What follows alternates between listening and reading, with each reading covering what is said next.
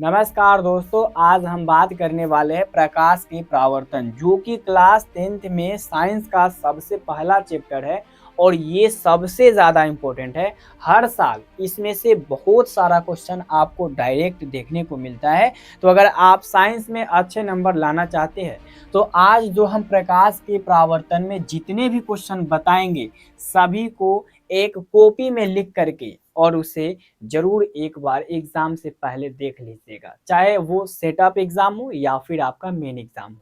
तो चलिए आज के इस वीडियो को स्टार्ट करते हैं और वीडियो स्टार्ट करने से पहले आपको बता दूं, अगर आप चैनल पर नया हो चैनल को सब्सक्राइब कर लेना, वीडियो को लाइक जरूर करना। तो सबसे पहले जब आप प्रकाश के परावर्तन में एंट्री कीजिएगा तो सबसे पहला पॉइंट आता है कि प्रकाश होता क्या है। आप लोग इसके बारे में थोड़ा थोड़ा जानते होंगे लेकिन आज मैं आपको पूरा बेसिक से लेकर के पूरा अंत तक जितना प्रकाश में जानकारी होती है सारी चीज बताऊंगा। और आज जितना बताऊंगा बस प्रकाश के परावर्तन में आपको उतना ही पढ़ना है, उससे ज्यादा एक्स्ट्रा भी आपको ध्यान नहीं देना है। तो जैसा कि मैं बात करूं प्रकाश, जिसको इंग्लिश में लाइट बोलते हैं, आप हमको देख रहे हो ना, वो प्रकाश के कारण ही देख रहे हो, ये सभी को पता होगा।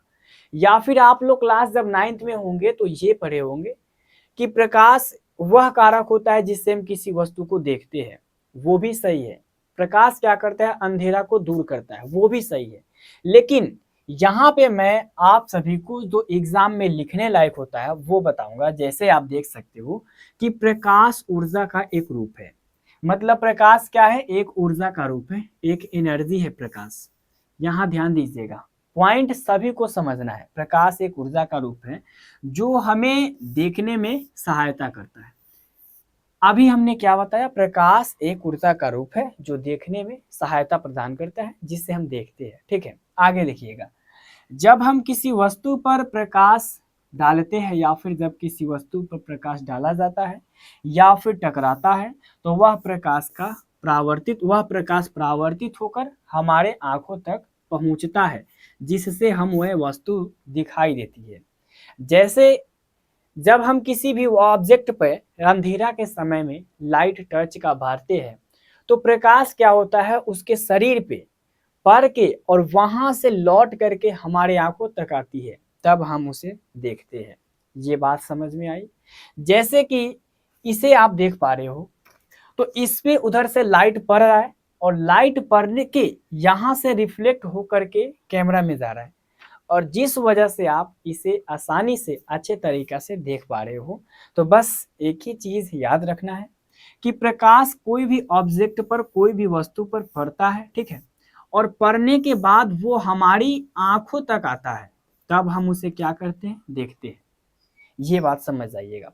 उसके बाद जो सबसे ज्यादा इंपॉर्टेंट है वो ये वाला है।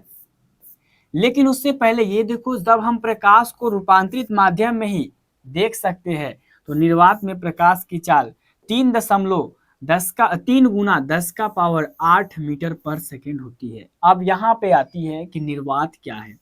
अभी अगर आप न्यू स्टूडेंट होंगे 10th का तो निर्वात का मतलब आपको पता नहीं होगा।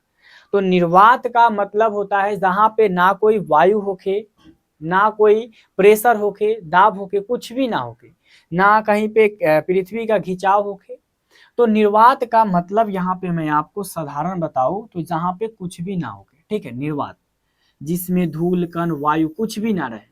अगर हम कोई भी ऑब्जेक्ट को ऐसे हिला करके छोड़ दे तो वो हमेशा हिलता हुआ रहेगा। जैसे कि आप घड़ी में पेंडुलम लगा हुआ देखते होइएगा, कोई कोई घड़ी में इस टाइप से झूलता रहता है, तो वो क्या होता है, वहां पर निर्वात होता है। ठीक है, और ये वाला पॉइंट हमेशा याद रखिएगा कि निर्वात में प्रकाश की चाल सबसे ज्यादा होता है और 3 गुना 10 का पावर 8 मीटर पर सेकेंड होता है। मतलब 1 सेकेंड में 3 गुना 10 का पावर 8 मीटर क्या करता है, वो चलता है प्रकाश। ये बात समझ में आई। अब इसके अलावा आपको प्रकाश के बारे में एक्स्ट्रा कोई भी चीज पढ़ना भी नहीं है। अगर इतना आप जान गए तो बहुत है, और रटने का प्रयास नहीं कीजिएगा। इसमें से आपको जो पॉइंट याद होगा, साइंस में अगर चाहते हो ना अच्छे नंबर प्राप्त करना, तो जो पॉइंट इसमें आपको याद रहे, बस वही चीज को बोलना है। ज्यादातर आप लोग इसे याद करने का भी कोशिश नहीं कीजिएगा, सिर्फ समझने का कोशिश कीजिएगा। तो ये तो आप समझ गए प्रकाश क्या है। इसके बाद हम जानेंगे कि प्रकाश का परावर्तन क्या होता है, क्योंकि सबसे मेन जो टॉपिक है वो है प्रकाश का परावर्तन। वो नहीं समझे तो फिर कुछ नहीं समझे। जैसा कि आप यहाँ पर देख सकते हो, प्रकाश का परावर्तन क्या है, ये सबसे ज्यादा मायने रखता है प्रकाश का परावर्तन। ठीक है, अब इसे हम ध्यान से समझेंगे, इसमें कोई भी मिस्टेक ना करना। देखिएगा, इसको तो सबसे पहले इंग्लिश में रिफ्लेक्शन ऑफ लाइट कहते हैं, रिफ्लेक्शन ऑफ लाइट। और यहाँ पे अगर मैं बात करूँ तो ध्यान से समझिएगा, जब हम प्रकाश की किरण है ना को पॉलिश की गई सतह जैसे दर्पण पर पड़ती है, या फिर हम भेजते हैं, या फिर कोई भी प्रकाश पॉलिश की हुई दर्पण पे पड़ती है, नहीं अगर समझ में आ रहा है तो यहाँ पे समझ आइएगा। ये देख लो, ये आपका एक आईना है, ठीक है, एक आईना है जो कि गोल है, और इस पे जब हम प्रकाश को भेजते हैं, टर्च वाले प्रकाश को या फिर लेजर लाइट आप लोग देखे होइएगा, तो इसको जब हम भेजते हैं तो ये वापस इसको भेज देता है। इसी चीज को हम लोग बोलते हैं प्रकाश का परावर्तन। और अगर हम कोई भी ऑब्जेक्ट, मान लीजिए कोई कपड़ा हो गया, ये कोई कपड़ा है, ठीक है, कपड़ा है, अगर हम इस पे प्रकाश को भेजेंगे तो वो इसके जैसा इसको रिफ्लेक्ट नहीं करेगा, यानी यहाँ पे परावर्तन नहीं होगा। आप अगर कोई भी ऑब्जेक्ट, जैसे कि प्लेन नहीं होना चाहिए या फिर दीवार हो गया, अगर सेम टू सेम यही यही अगर पॉइंट रहेगा आईना के जगह पे, अगर दीवार हो जाएगा तो ये रिफ्लेक्ट नहीं करेगा। ठीक है, और वो भी प्लेन दीवार नहीं होना चाहिए। कोई भी ऑब्जेक्ट ले लीजिए, अब जिस पे रिफ्लेक्ट करेगा और करके लौट जाएगा वो होगा प्रकाश का परावर्तन। अगर आपको छोटे शब्दों में याद करना है तो बस एक ही चीज याद कर लीजिएगा, प्रकाश के परावर्तन का मतलब होता है प्रकाश कोई भी वस्तु पे पड़ता है और पड़ने के बाद जो लौट जाता है उसे बोलते हैं प्रकाश का परावर्तन। ये बात समझे कि नहीं। तो यहाँ पे पॉलिश की गई सतह का मतलब यहाँ पर ये हुआ कि कोई भी कांच है उसका एक सतह को पेंट कर दिया गया है, लेकिन आपको प्रकाश के परावर्तन में एक ही चीज याद रखना है कि प्रकाश कोई भी प्लेन सतह पे पड़ के वापस लौट जाता है। इसी प्रक्रिया को प्रकाश का परावर्तन कहते हैं। और इसमें आप अगर ज्यादा वक्त लगाएंगे तो आपका समय निकल जाएगा, और मैंने जो बोला आपको बस उतना ही याद रखना है। और प्रकाश क्या होता है, पुनः वापस जैसे कि इस पे पड़ के और फिर से वापस लौट जाता है उसी माध्यम में, इसको पार नहीं करता है। और अगर याद रखनी हो तो एक चीज हमेशा दोहराते रहिएगा, प्रकाश का परावर्तन का मतलब होता है प्रकाश पड़ के लौट गया, ठीक है, सब पे तो नहीं लौटता है। और प्रकाश का अपवर्तन का मतलब पड़ के वापस इधर इधर निकल जाना। और प्रकाश का विपवर्तन का मतलब प्रकाश पर के चारों तरफ बिखर जाना। लेकिन अभी हम परावर्तन पे है तो परावर्तन पे ही ध्यान देंगे। प्रकाश का परावर्तन का मतलब कोई भी दर्पण पे पड़ के और वापस उसी माध्यम में लौट जाना, प्रकाश का परावर्तन कहलाता है। और इस चीज को हम बहुत अच्छी तरीका से अब समझेंगे, जैसा कि आप देख सकते हो यहाँ पर। और इसमें सारे चीजों का डिफिनीशन मैं बताऊंगा, बस आपको काम क्या करना है, सिर्फ समझना है। और यह ऐसा कॉपी आप एक्स्ट्रा कॉपी में ये लिख सकते हो और सारे चीजों को समझ सकते हो। सबसे पहले मान लीजिए कि ये एक दर्पण है। दर्पण अब क्या होता है ये तो आपको पता चल गया, शीशा, आईना, मिरर, जिसमें हम लोग अपना चेहरा को देखते हैं, ये दर्पण है। और ध्यान दीजिएगा ये दर्पण नीचे है, अगर वही दर्पण यहाँ पर मैं अगर बात करूं, ये दर्पण अगर यहाँ पर हो इस टाइप से, तो प्रकाश अगर हम डालेंगे इस तरह से तो ये इस तरह से रिफ्लेक्ट करेगा। अब बात यहाँ पे आप लोगों के दिमाग में एक समझ में नहीं आ रही होगी कि हम दर्पण को किस तरीका से रखें, ऐसे रखें या फिर ऐसे रखें। तो दर्पण को आप किसी भी तरीका से किसी भी एंगल पे रख सकते हो, चाहे वो एग्जाम में लिखना हो या फिर आपको कॉपी में लिखना हो या फिर आपको कहीं भी लिखना हो, समझना हो, पढ़ना हो। ये मत सोचना कि मैंने तो पढ़ा इस तरीका से और एग्जाम में आ गया इस तरीका से। तो बात यहाँ पे समझिएगा, दर्पण कहीं भी रख दो, वहां से कहीं से भी किसी जगह से भी हमको रिफ्लेक्ट कर देना है। तो ये आपका क्या हो गया, यहाँ पर ये आपका प्रकाश का परावर्तन का चिन्ह दिखाई दे रहा है। यहाँ बस ध्यान से देखिएगा, ये जो किरण आ रही है, ये जो आपको किरण आती हुई प्रतीत हो रही है, यानी कि दिख रही है, वो आपको एक चीज इसमें बोलना होगा, इसे आपतित किरण, है ना। जो किरण दर्पण पे पड़ती है उसे आपतित किरण कहते हैं। बस हो गया। ये चिन्ह देख करके आप बता सकते हो। नंबर 1 यहाँ पे क्वेश्चन बनता है, बड़े बड़े क्वेश्चन बनते हैं, इसमें ज्यादातर समय लगेगा, बट हम सभी को एक शॉर्ट तरीका में बना करके आपको बता रहा हूं। तो ऐसा नहीं कि इसमें क्वेश्चन नहीं बनेगा, यहाँ से आपका 8 से 10 क्वेश्चन आएगा कंप्लीट तरीके से, लेकिन आप उसे आसानी से सॉल्व कर लोगे। ठीक है, यहाँ पे मैंने क्या बोला आपको, आपतित किरण, है ना। आपतित किरण क्या होता है, ये एक चीज देखिएगा ध्यान से। आपतित किरण वैसा किरण होता है जो दर्पण पे पड़ता है, इतना तो याद रख सकते हो। जो दर्पण पे पड़ता है उसे हम लोग बोलेंगे आपतित किरण। बस, इससे ज्यादा आपको याद नहीं रखना है, और ज्यादा याद रखिएगा बाद में भूल जाइएगा। आपतित किरण, जो किरण दर्पण पे पड़ता है उसे आपतित किरण बोला जाता है। अब हम जानेंगे परावर्तित किरण। ध्यान दीजिएगा, दूसरा नंबर हमारा यही पॉइंट है, परावर्तित किरण। अब क्या होता है परावर्तित किरण, इसमें भी एक पॉइंट है। जो किरण दर्पण पे पड़ के लौट जाता है, देखना ध्यान से, यहाँ पे ये पड़ा तो ये आपतित किरण, और ये लौट रहा है, मतलब क्या है कि जो किरण दर्पण पे पड़ के लौट जाता है।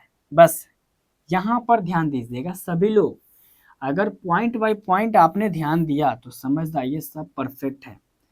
परावर्तित किरण, जो किरण दर्पण पे पड़कर, किस पे पड़कर, दर्पण पर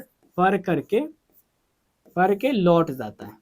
ठीक है, लौट जाता है, बस लौट जाता है, इतना तो याद आप रख सकते हो कि जो किरण दर्पण पे पड़ के लौट जाता है उसे परावर्तित किरण बोला जाता है। इतना आसानी से याद हो जाएगा। तीसरा नंबर जो कि सबसे परफेक्ट है, और प्रकाश के परावर्तन का नियम भी मैं बताऊंगा, पहले ये वाला पॉइंट समझो, आपतन कोण क्या होता है।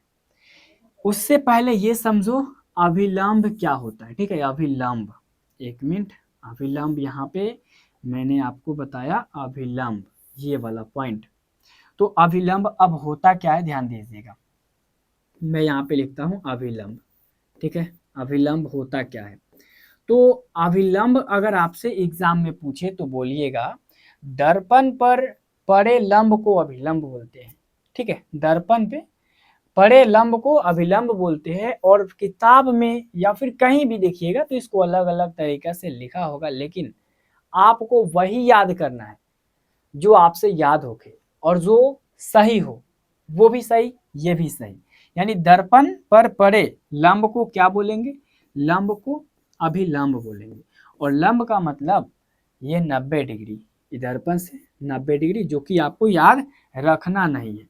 ये वाला चीज आपको याद भी नहीं रखना है, बस यहाँ देख लेना है, समझ लेना है, 90 डिग्री। ठीक है, या हम कह सकते हैं कि दर्पण से 90 डिग्री पे बने हुए एक रेखा को हम लोग क्या बोले, अभिलंब बोलेंगे। इससे आसान ये है कि दर्पण पे पड़े लंब को अभिलंब बोलते हैं, दर्पण पे पड़े लंब को अभिलंब बोला जाता है।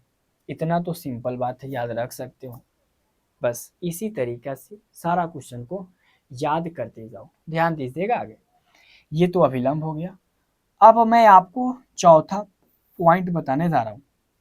चौथा मेरा पॉइंट है आपतन कोण क्या होता है। अगर आपसे एग्जाम में पूछे तो क्या बोलिएगा।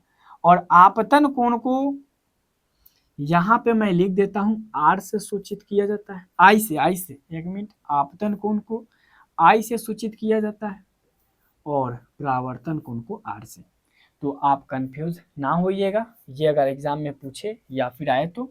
लेकिन यहाँ पर एक चीज ध्यान दीजिएगा, ठीक है, यहाँ ध्यान दीजिएगा, मैंने अभी आपको क्या बताया, आपतन, आपतन कोण, ठीक है, आपतन कोण, आपतन कोण जो कि बहुत इंपॉर्टेंट है, आप बस इसे याद रख लीजिएगा। आपतन कोण, इसमें क्या होता है, ये वाला चीज में, ये इसके और इसके बीच होता है, तो हम बोलेंगे आपतित किरण और अभिलंब, आपतित किरण और अभिलंब के बीच के कोण को, के बीच के कोण को, जैसे मेरा ये दाहिना हाथ, ये बाया हाथ, और इसके ऐसे मिलाने से जो ये कोण बना ना, ये जो कोण दिख रहे हो, तो हम इसको क्या बोलेंगे, हमारे दाहिना हाथ और बाया हाथ के बीच के कोण को हम लोग क्या बोलेंगे, जो कोण बनेगा वो, वही चीज यहाँ पर ये है आपतन कोण में। ये देखो अभिलंब है और ये देखो आपतित किरण है, तो अभिलंब और आपतित किरण के बीच के कोण को आपतन कोण कहते हैं। बस हो गया।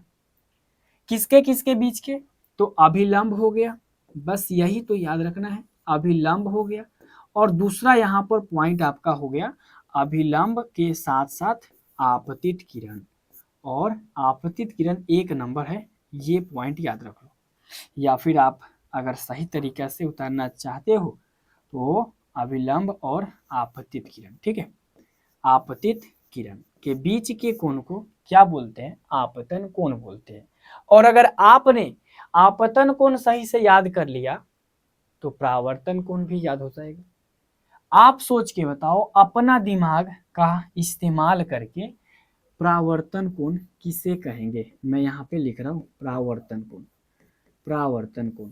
और आप सबको अगर डाउट हो तो आप कमेंट में लिख दीजिएगा, ठीक है, लाइव चैट में नहीं लिखिएगा, कमेंट में लिखिएगा, सारे कमेंट का जवाब हम देंगे, ठीक है। ये वाला जो चीज है ना प्रकाश का परावर्तन, तो जिस तरीका से हमने आपतन कोण को आपतित किरण और अभिलंब के बीच बोला, उसी तरीका से परावर्तन कोण को क्या बोलेंगे, परावर्तित किरण और अभिलंब के बीच। किसके किसके बीच, तो परावर्तित किरण, यहाँ पे जगह कम है, मैंने यहाँ लिखा ये वाला चीज, एक मिनट ध्यान दीजिएगा, मैं यहाँ पे लिख दूंगा आपका परावर्तित किरण यहाँ पे एक नंबर में, और दूसरा क्या हो जाएगा आपका, दूसरा हो जाएगा ये वाला अभिलंब, ठीक है, ये आपका अभिलंब हो गया। समझे कि नहीं। अगर आपसे एग्जाम में पूछे परावर्तन कोण क्या होता है, तो हम बोलेंगे कि परावर्तित किरण और अभिलंब के बीच के कोण को परावर्तन कोण कहते हैं, और इसे आप अपने किताब में अभी ही लिख सकते हो, कोई दिक्कत नहीं। लेकिन आप अगर सोचोगे कि नहीं जैसे बोर्ड पे है वैसे मैं उतार लूं, तो अभी तो आपको याद रहेगा, लेकिन लंबे समय तक याद नहीं रहेगा। इसीलिए कोई भी नोट्स बनाइए, कोई भी फेयर कीजिए तो अपने हिसाब से कीजिए, और ये तो मेरा काम है समझाना, मैं समझा दिया।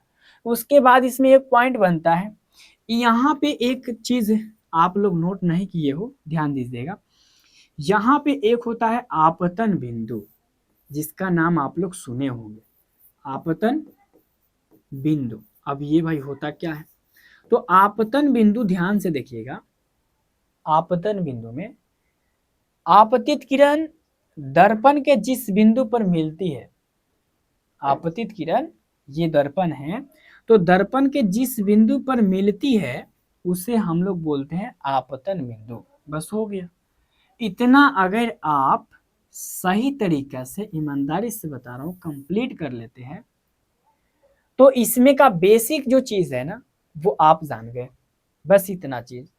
और अगर आपको कोई दिक्कत हो तो इसका उपाय एक है, आप हमसे डायरेक्ट पूछ सकते हैं, फिर से समझाने का प्रयास करेंगे। लेकिन ये वाला पॉइंट आपको समझ में आया कि नहीं ये भी बता दीजिएगा, और ये बहुत आसान है, ये वाला पॉइंट आपको प्रकाश का परावर्तन आया या फिर नहीं आया। तो जिस तरीका से हमने बताया अगर आप ध्यान से देखे होंगे तो समझ में आ गया होगा।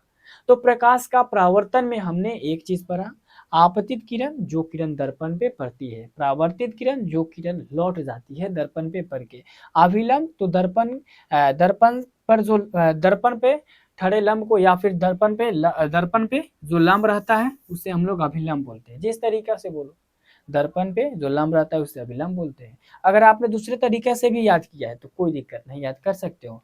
आपतन कोण, आपतित किरण और अभिलंब के बीच के कोण को आपतन कोण कहते हैं। परावर्तन कोण तो अभिलंब और परावर्तित किरण के बीच को परावर्तन कोण कहते हैं। और ये आपतन बिंदु तो आपतित किरण जिस बिंदु पर मिलती है उसे आपतित बिंदु कहते हैं। समझ गए, आपतन बिंदु। इतना चीज कंप्लीट तरीके से आपका होनी चाहिए। तो अगर आप चाहते हो कि नहीं हम बाद में लिखेंगे तो इसे आप स्क्रीनशॉट ले करके और बाद में लिख सकते हो समझ करके। और अगला पॉइंट की ओर मैं चलता हूँ, ठीक है। ये हो गया आपका अगला पॉइंट, यहाँ पर ध्यान दीजिएगा। अब आपने जो यहाँ पे देखा ये वाला चीज प्रकाश के परावर्तन में, तो आपने यहाँ पे एक चीज नोट नहीं किया जो कि आपको करना चाहिए था, और नहीं किए तो इसी चीज के लिए हमने ये चीज रखा जिससे हम नोट करेंगे। तो सबसे पहले यहाँ पे ध्यान दीजिएगा, इस पे थोड़ा सा हम टाइम लेंगे। इसको जब मैंने आपको बोला आई, ठीक है, इसको मैं क्या बोला आपको, ये आई होता है और ये आर होता है, ठीक है। तो ये आई आर के बराबर होता है, equal to I equal R, ठीक है। अब यहाँ पे कैसे हम मान लेंगे, तो आप लोग शायद कभी भी दर्पण के सामने यानी कि शीशा के सामने कभी भी, अभी नहीं कभी भी, लेजर लाइट या फिर टच को ले जा करके बारते होंगे ना, तो अगर इस तरीके से बारते होंगे इस साइड से, तो ये रिफ्लेक्ट होकर के इस, जितना आप किनारा से मारोगे ना उतना किनारा से वो रिफ्लेक्ट होके जाता होगा, और जितना हम यहाँ से आकर मारेंगे तो ये इधर से जितना एंगल में जाएगा उतना एंगल में उधर रिफ्लेक्ट होगा। मतलब यहाँ पर ध्यान दीजिएगा, जैसे कि मैंने ये किरण इस तरीके से मारा, इस तरीके से, इस एंगल, इस हाथ का एंगल देखिएगा यहाँ से, तो ये बोर्ड के इतना करीब से आएगा। और जैसे ही मैंने इसको ऐसे किया ये आपका ऐसे हो जाएगा, जैसे मैंने इसको ऐसे किया ये ऐसे हो जाएगा। और इसके बीच में जो लंब है ना, ध्यान दीजिएगा, इसके बीच में जो लंब है वो डिसाइड करता है कि आपतन कोण और परावर्तन कोण कौन कौन से हैं। तो जैसे कि इसको हम बढ़ाएंगे तो ये भी बढ़ेगा, इसको हटाएंगे तो ये भी घटेगा। इसका मतलब साफ है कि आपतन कोण जो है ना आई, वो परावर्तन कोण आर के बराबर है। और दूसरा नंबर चीज आप लोग एक नोट कर लीजिए, ये तो पहला पॉइंट है। और दूसरा पॉइंट ये बना कि ये जो आपतित किरण है और ये जो परावर्तित किरण है और ये जो अभिलंब है, तीनों एक ही सतह पे है। देखो ये भी आप जानते होंगे कि टच जब यहाँ बारेंगे तो यहीं से वो निकलेगा, ऐसा नहीं कि हम टच यहाँ बारे और वो यहाँ से जा करके निकलेगा, ऐसा नहीं होता है। यहाँ अगर हम बारेंगे तो यहीं से रिफ्लेक्ट करेगा, ये बात तो आपको पता चल गया। तो आप यहाँ पे एक चीज हमेशा याद रखिएगा कि ये जो आपतित किरण होता है, आपतित किरण और ये परावर्तित किरण और ये अभिलंब तीनों एक ही तल पे होते हैं। और इस चीज को हमने एकदम विस्तार से लिख दिया है, प्रकाश के परावर्तन के दो नियम होते हैं, ये विस्तार से लिखा है। और आप लोग एग्जाम में देखे होंगे प्रकाश के परावर्तन के नियम, तो आपके दिमाग में आया होगा कि हम कब पढ़ेंगे प्रकाश के परावर्तन के नियम। तो आज आपको ये बता दिया जाएगा और आज के बाद इसमें कोई भी डाउट नहीं होना चाहिए मेरे हिसाब से। मैंने क्या बताया, आपतन कोण का मान सदैव मतलब कि हमेशा परावर्तन कोण के मान के बराबर होता है। पहला पॉइंट आपका ये रहा जो कि मैंने आपको दिखा दिया लाइव प्रूफ, कोण आई कोण आर के बराबर अभी मैंने आपको बताया। समझ में आ गया होगा बात, ये समझ गए। दूसरा यहाँ पर ध्यान दीजिएगा, जो आपतित किरण मैंने इस तरीके से आपको बताया, आपतित किरण और अभिलंब ये वाला चीज और परावर्तित किरण ये वाला चीज, तीनों एक ही तल में होते हैं, तीनों एक ही तल पे होते हैं। अब बताओ कहीं ना कहीं मैंने जो बोला वो सही हुआ, समझे कि नहीं समझे? आप समझ गए होंगे। और इसमें आपको ज्यादा अपना दिमाग भी नहीं लगाना है, बहुत बारीकी से समझा रहा हूँ। इतना धीरे धीरे आज तक मैंने किसी को नहीं समझाया जितना धीरे धीरे आप लोगों को समझा रहा हूँ।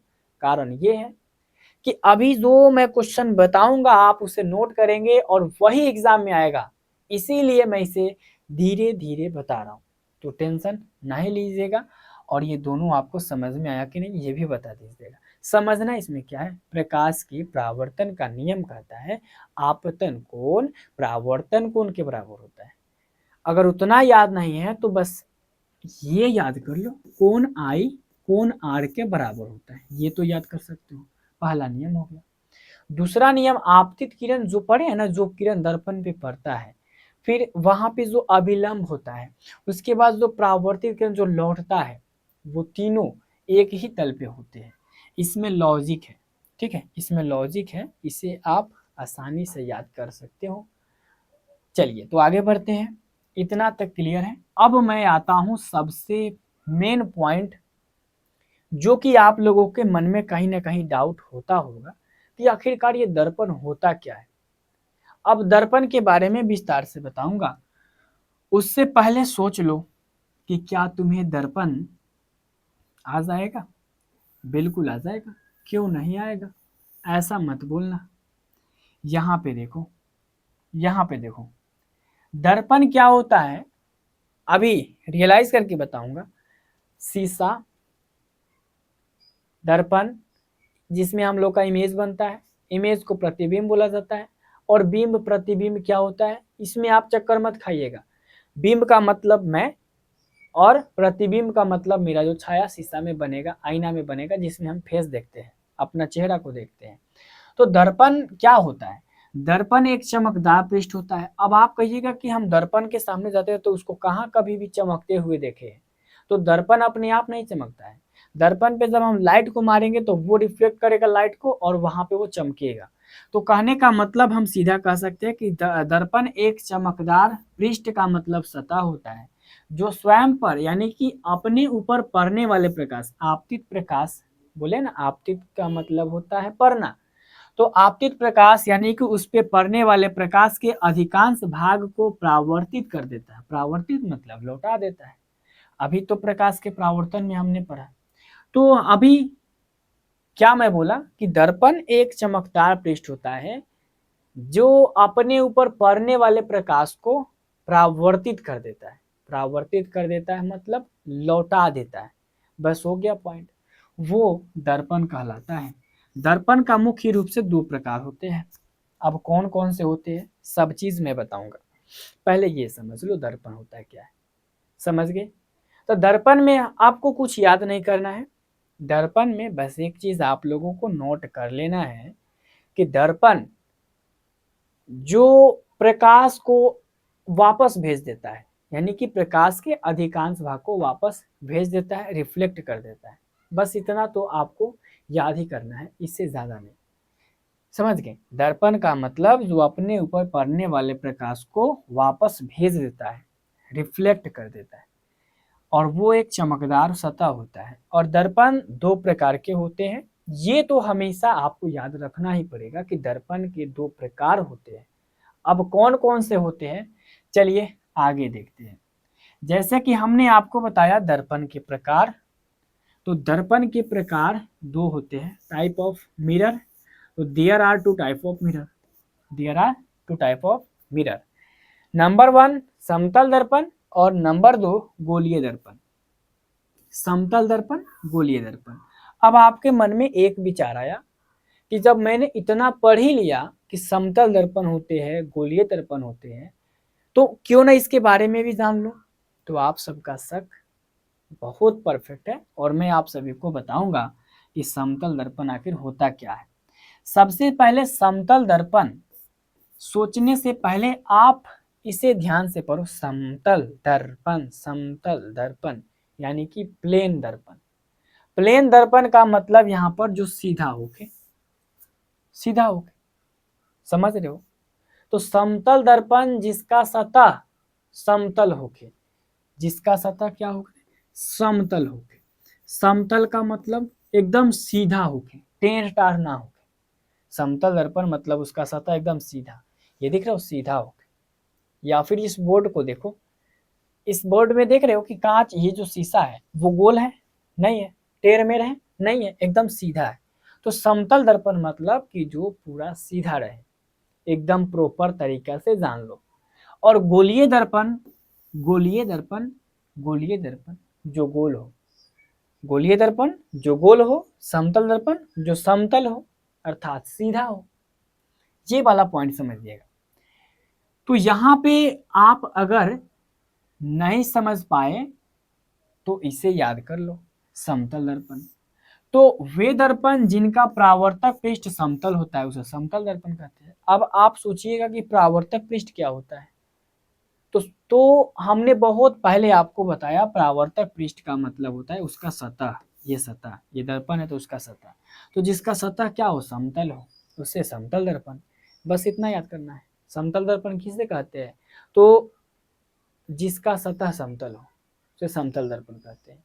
और माइंड में ज्यादा चीज आप लोड भी नहीं कीजिए, पूरा एकदम आसानी तरीका से ट्रिक के माध्यम से याद रखिए। समझ रहे हो ना मेरी बात। और अगर इसको 2 बार भी देखना पड़े तो देख लीजिएगा, क्यों, क्योंकि इसी चीज को खत्म करने में 3-3 घंटा 4-4 घंटा लगता है, आप लोग रियलाइज किए होंगे। लेकिन ये आपका चैप्टर सबसे कम समय में और सबसे ज्यादा इंपॉर्टेंट शुरुआत में इसीलिए दे रहा हूं क्योंकि आपको ज्यादा देर ज्यादा समय मिल रहेगा सभी चीजों को बारीकी से समझना है। ध्यान समझिएगा, गोलीय दर्पण। तो ये दर्पण कांच के खोखले गोले के कटे भाग होते हैं। जैसे गोल कांच देखे होंगे, गोल टाइप का कांच, इस प्रकार से। तो इसी कांच को काटा जाता है। अब कैसे काटा जाएगा, मान लीजिए यहाँ से काट लिए, यहाँ से काट लिए, तो ये एक दर्पण हो गया, ये भी एक दर्पण हो गया। जैसे कि गोला जो कांच है उसको काटा, तो ये एक तरफ से हमने पेंट कर दिया। अब ये आपका दर्पण हो गया, इस पे पड़ेगा तो इसको रिफ्लेक्ट कर देगा प्रकाश को। ध्यान से अगर देखिएगा तो इसमें आपका आंसर मिल जाएगा। ये दर्पण कांच के खोखले गोले मतलब अंदर गोला के अंदर कुछ नहीं होना चाहिए, कटे भाग होते हैं। इनके एक पृष्ठ पर पारा या लाल ऑक्साइड लेपित होता है और दूसरा पृष्ठ परावर्तक सतह होता है। यह 2 प्रकार के होते हैं, एक उत्तल और एक अवतल। मैंने आपको अभी क्या बताया, अभी यही बताया कि गोलीय दर्पण जो गोल हो, और जो गोल हो उसे गोलीय दर्पण कहते हैं। और यह 2 प्रकार का होता है, एक उत्तल और एक अवतल। अब यहाँ पे ध्यान दीजिएगा कैसे उत्तल दर्पण बनता है, कैसे अवतल दर्पण बनता है, यहाँ तो मैं आप सभी को बताऊंगा। लेकिन पहले ध्यान दीजिएगा, ये एक कोई गोला है, ठीक है, ग्लास देखे होइएगा, ग्लास जो जिसमें हम लोग पानी पीते हैं, तो उसका जैसे कि जड़ है उसको हटा देंगे, ठीक है। और वो जो गोला आपको दिखेगा ना, उसी टाइप के गोला में से क्या करेंगे, उसको एकदम ठाड़ा करके इस तरह से काट देंगे और इधर से भी काट देंगे और बीच वाला भाग को हटा देंगे। और ये वाला जो भाग बचा इस टाइप से, है ना, इस टाइप से बचा, और ये वाला भाग इस टाइप से बचा। तो इस टाइप से ये देखो, इस तरीका से जो बचा यहाँ पे, इस तरीका से, और इधर से हमने पेंट कर दिया, तो ये आपका बन गया उत्तल दर्पण। क्या बना, उत्तल दर्पण। एक ही गोला को काटना है। और इस टाइप से तो इस तरीका से बना ये वाला चीज, और हमने पेंट इधर से कर दिया, तो ये आपका क्या हो जाएगा, ये आपका हो जाएगा अवतल दर्पण। बहुत बारीकी से समझा रहा हूँ, ध्यान से समझना, अवतल दर्पण हो जाएगा। अब हमको तो दिक्कत नहीं होगा क्योंकि एक गोला को काटना है, और जो इस तरह से बचेगा इस तरीका से, और इधर से पेंट करेंगे, वो अवतल हो जाएगा, और जो इधर वाला बचेगा वो उत्तल हो जाएगा। अब यहां ध्यान देना, उत्तल दर्पण देखो बाहर की ओर उभरल है, तो हम कहेंगे उत्तल दर्पण किसे कहेंगे, तो आप कहिएगा जो उभरा हुआ हो, ठीक है। अब आपको ज्यादा याद नहीं करना है। अवतल दर्पण किसे कहते हैं, तो जो धसा हुआ हो, धसा हुआ हो, ठीक है। उत्तल दर्पण किसे कहते हैं, वैसा दर्पण जो बाहर की तरफ उभरा हुआ हो, और वैसा दर्पण जो अंदर की ओर धसा हुआ हो उसे अवतल कहेंगे। धसल कहेगा अवतल कहेंगे, उभरा हुआ कहेगा उत्तल कहेंगे। ये उत्तल है, अब अवतल हो गया, उत्तल है अवतल हो गया। बात समझ रहे हो। तो उत्तल दर्पण में क्या होता है, जो उभरा हुआ इस टाइप से रहेगा। अवतल दर्पण में क्या होता है, जो इस तरीके से रहेगा। तो बात समझ में आई या फिर नहीं आई। और इसी चीज में जो छाया हमको दिखाई देता है उसी चीज को बोलते हैं प्रतिबिंब। लेकिन पहले ये कंफर्म करो आया कि नहीं, ये समझ गए ना, उत्तल दर्पण उभरा हुआ, अवतल दर्पण धसा हुआ। अब इसके बाद हम एक बार आपको बताएंगे, यहाँ पे ध्यान दीजिएगा, गोलीय दर्पण। अभी जो मैंने बताया ना। तो गोलीय दर्पण यहाँ पे दो प्रकार के होते हैं, ये तो मैंने लिख दिया, एक उत्तल और एक अवतल दर्पण। दो चीज ध्यान दीजिएगा। अभी ये देखो, मैंने आपको क्या बताया, इस तरीका से रहेगा तो वो अवतल होगा, और इस तरीका से होगा तो वो क्या होगा, उतल उतल होगा। अभी बना करके दिखाया। तो जो यहाँ पे देखो उतल में ऐसे दर्पण जिनमें परावर्तक उभरी हुई हो, देखो उभरी हुई हो, यानी कि उत्तल दर्पण जो बाहर की ओर उभरी हुई हो, और अवतल दर्पण देखो जिनमें परावर्तक दबी हुई हो। बोल देंगे। अब परावर्तक परावर्तक मतलब क्या होता है भाई, परावर्तक का मतलब जिसपे आके पड़ के रिफ्लेक्ट होता है लाइट, ठीक है, प्लेन। तो ये पॉइंट हमेशा याद रखिएगा कि उत्तल दर्पण मतलब वो बाहर की ओर जिसका परावर्तक सतह उभरा होता है उसे उत्तल दर्पण, और जिसका परावर्तक सतह धंसा रहता है उसे अवतल दर्पण। और इसके बाद हम जानेंगे प्रतिबिंब, ठीक है, क्या जानेंगे, प्रतिबिंब। उससे पहले ये वाला पॉइंट जानो, दर्पण के उपयोग। सबसे पहला बात आपने पढ़ा दर्पण, चलो बहुत अच्छी बात है। और दर्पण जब पढ़े तो उसमें आपने पढ़ा समतल दर्पण, अवतल दर्पण और उत्तल दर्पण, ये वाला चीज समझिएगा। और ये तीनों में से कोई एक आपके एग्जाम में देखने को मिल जाएंगे। अब की बार अवतल दर्पण वाला आपके एग्जाम में आया था 2026 में, ठीक है। और यहाँ पे समतल दर्पण का उपयोग चेहरा देखने में, पेरिस्कोप बनाने में। हम लोग जिस शीशा में अपना चेहरा देखते हैं वो समतल दर्पण होता है, और समतल दर्पण के कारण ही हम लोग जैसे रहते हैं उसी तरीके से हमें दिखाई देता है। अगर हम अवतल दर्पण में देखें तो देखने जाएंगे अपना फेस को, और वहां ताकेंगे तो सिर्फ हमको आंख दिखेगा, वो भी इतना इतना। बात समझ में आ रहा है। तो अवतल दर्पण में छोटा चीज को बड़ा बना दिया जाता है, और उत्तल दर्पण में अगर अपना फेस, सिर्फ ओनली वन फेस देखने जाएंगे तो पूरा शरीर बता देगा, वो भी इतनी जगह। बात समझिएगा ध्यान से। तो ना तो हम इसमें चेहरा देख सकते हैं ना इसमें चेहरा देख सकते हैं, हम केवल इसमें चेहरा देख सकते हैं, समतल दर्पण में। तो समतल दर्पण का उपयोग चेहरा देखने में होता है और पेरिस्कोप में होता है। ये दोनों चीज आप याद रखिएगा हमेशा। उसके बाद अवतल दर्पण का उपयोग दाढ़ी बनाने में। दाढ़ी बनाते वक्त मान लीजिए कोई भी यहाँ पे बच गया, कोई बाल बच गया, तो उसको देखने के लिए एकदम बारीकी से हम लोग अवतल दर्पण का उपयोग करते हैं, ठीक है। लेकिन ये सब चीज अब बिहार में नहीं चलता है, क्योंकि बिहार के लोग असल में रंगदार होते हैं, ठीक है। तो दाढ़ी बनाने में इसका यूज तो पहले नहीं होता बिहार में, इसीलिए मत कहिएगा कि होबे नहीं करता है। इसका उपयोग होता है दाढ़ी बनाने में, सर्च लाइट में, सूर्य के प्रकाश को फोकस करने में, ठीक है, सूर्य की प्रकाश को फोकस करने में। यानी कहने का मतलब एक है कि अवतल दर्पण क्या करता है, सूर्य के प्रकाश को फोकसित करता है, एक लंग मिलाता है, चारों तरफ से ले जाके एक लंग मिला देगा, ठीक है। और उत्तल दर्पण वाहनों में पीछे की वस्तु को देखने में, जैसे कोई भी आप लोग देख लीजिए, बाइक होके या फिर कार होके, तो वहां से अगर हम पीछे की ओर देखेंगे ना तो बड़ा सा ऑब्जेक्ट, बहुत बड़ा सा, जो कि ट्रक बस रहता है, वो एकदम छोटा छोटा उसमें दिखाई देता है। समझ रहे हो मेरी बात। हाँ। तो उत्तल दर्पण वाहनों के पीछे, और उसके बाद सड़क की लाइटों में, सड़क की लाइटों में परावर्तक के रूप में, सड़क के लाइट में परावर्तक के रूप में उत्तल दर्पण का उपयोग किया जाता है। जैसे आप लोग देखे होइएगा रात के समय में जब गाड़ी हाईवे पे जा जाता है तो आपको कुछ ऐसा चीज दिखाई देता है जो लगता है कि वो जल रहा है, और असल में वो जलता नहीं है, ठीक है। तो ये सब चीज आप हमेशा याद रखिएगा कि उत्तल दर्पण वाहनों के पीछे वस्तुओं को देखने में और सड़क के सर्च लाइट के परावर्तक के रूप में। इसके बाद हम जानेंगे ये प्रतिबिंब, ठीक है, प्रतिबिंब। तो सबसे पहले प्रतिबिंब का मतलब जो चेहरा आईना में, शीशा में दिखता है। अब ये भी बात आती है कि क्या सब में रियल ही दिखता है या फिर रियल नॉन रियल भी होता है। यहाँ पे देखिए प्रतिबिंब के प्रकार। तो प्रतिबिंब आपका दो प्रकार के होते हैं, एक वास्तविक प्रतिबिंब और दूसरा आभासी प्रतिबिंब। वास्तविक प्रतिबिंब मतलब कि रियल इमेज, पूरा रियल में, और आभासी प्रतिबिंब मतलब कि काल्पनिक में, यानी कि वो रियल में नहीं, जो कि हमको लगता है कि होगा। जैसे कि कोई भी चीज़ होता है, मैच ही मान लीजिए होता है, तो हम लोग कहते हैं ना कि हाँ शायद ये जीत सकता है, लेकिन असल में जीतेगा कि नहीं ये तो पता नहीं है।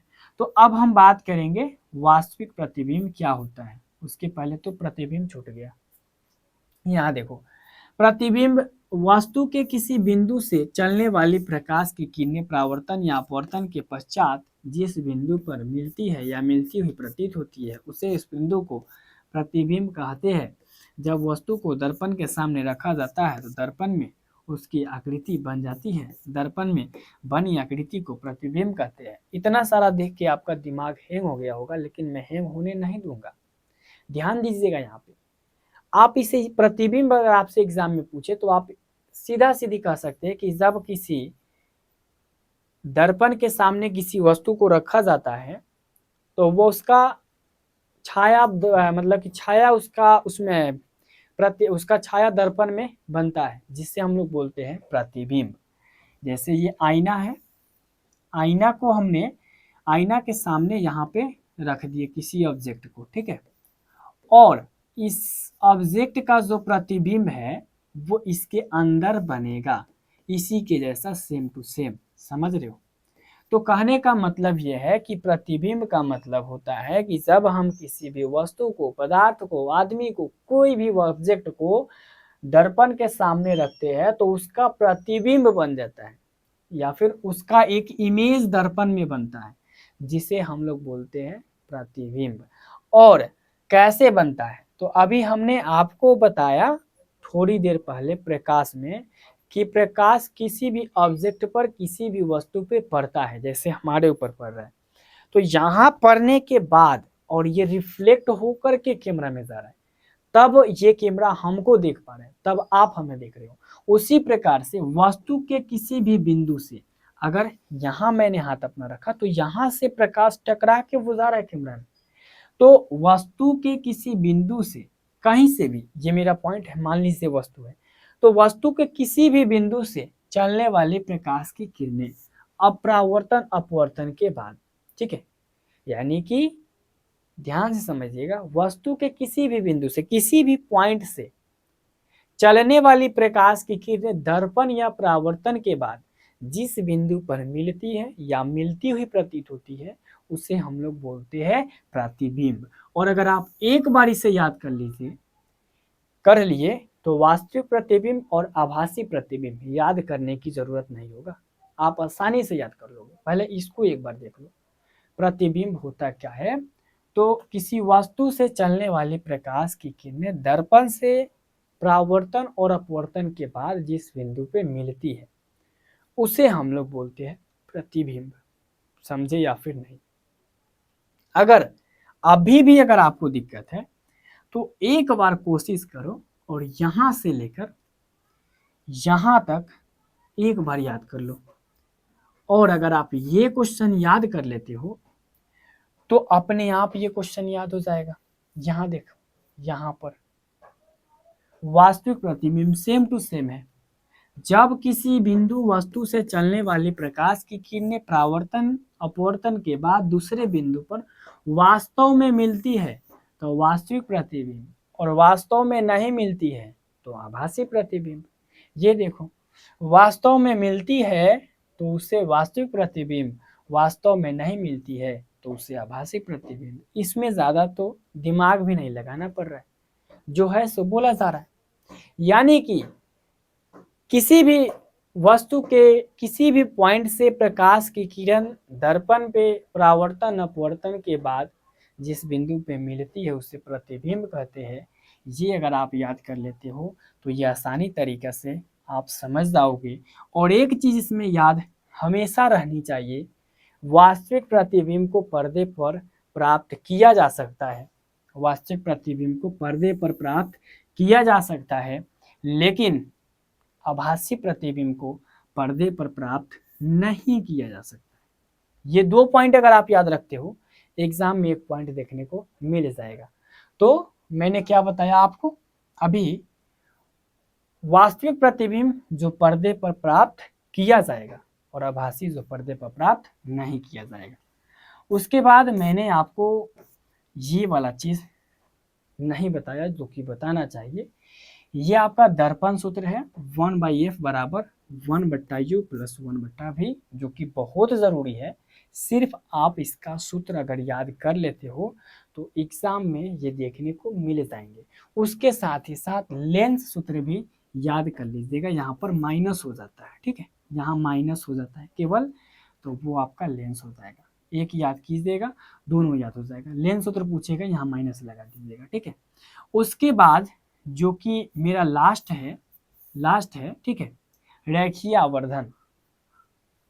तो जब हम किसी भी शीशा के सामने, आईना के सामने खड़ा होते हैं तो जो प्रतिबिंब बनता है, ध्यान दीजिएगा, तो वही चीज है कि किसी भी दर्पण के द्वारा बने प्रतिबिंब की ऊंचाई, जो प्रतिबिंब बन रहा है, इमेज बन रहा है, उसका हाइट, ऊंचाई, और वस्तु की ऊंचाई और मेरी ऊंचाई, मान लीजिए मैं अगर दर्पण के सामने हूं तो मेरा उसमें जो प्रतिबिंब बना उसकी ऊंचाई और मैं जो हूं मेरी ऊंचाई के अनुपात को, अनुपात का मतलब बट्टा, को रेखीय आवर्धन कहते हैं। ये आप देख सकते हो रेखीय आवर्धन, यानी कि प्रतिबिंब की ऊंचाई, जो शीशा में, जो आईना में बना है प्रतिबिंब, उसकी ऊंचाई और वस्तु की ऊंचाई के अनुपात को यहाँ पे रेखीय आवर्धन बोला जाता है।